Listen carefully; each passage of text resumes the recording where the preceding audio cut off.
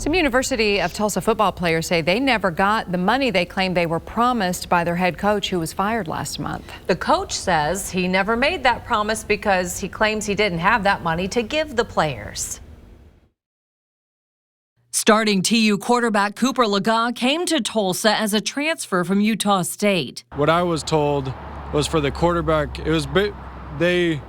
Coach Wilson and the other people recruiting me were explaining it kind of by positions, and the quarterback room specifically, he said, this was back in May even, he said there was already enough money in the collective fund or the NIL fund. There was enough money for the quarterback room to have between 75 and 100 grand, and of that money, most of that would go to whoever the starting quarterback was and the rest to the backup. Laga says once the season started, that money kept being delayed. If you don't go to class or you miss a lift or you do these things, like, you're probably not going to get your money that month, or like they would use it sort of as leverage for us to follow the rules, play well, be on time to things. And so they were using this money as leverage and then just kept getting pushed back, pushed back, pushed back. Miles Jackson's parents say their son was also promised NIL money, which stands for name, image, and likeness. Fox 23 talked to Matthew and Veronica about what they think are broken promises.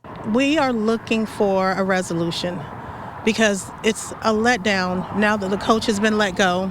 No one can give us answers on how they can actually get the money that was promised. So that's disheartening, and it's just a total disappointment for us. We know our son, and the coaching staff know our son, know how truly hard he works, and he gives his all. And, to be let down with some promises that were made by this institution is unbelievable.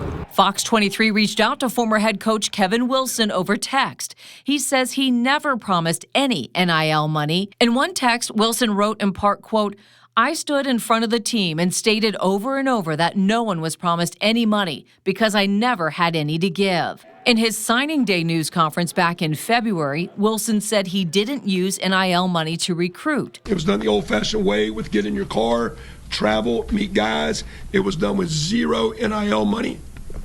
It was done with, we got a good education, we got a good school, we're going to work hard, bust your ass, it's going to be a good player. Wilson told Fox 23 the only extra money for players was based on academics, and they maxed it out. Laga says he went to talk to TU Athletic Director Justin Moore last week about the money he says players were promised. I just went to him and explained, hey, this is what I was told, this is what I've been hearing, and so you're the last guy I can think to go to, like, how do we solve this issue?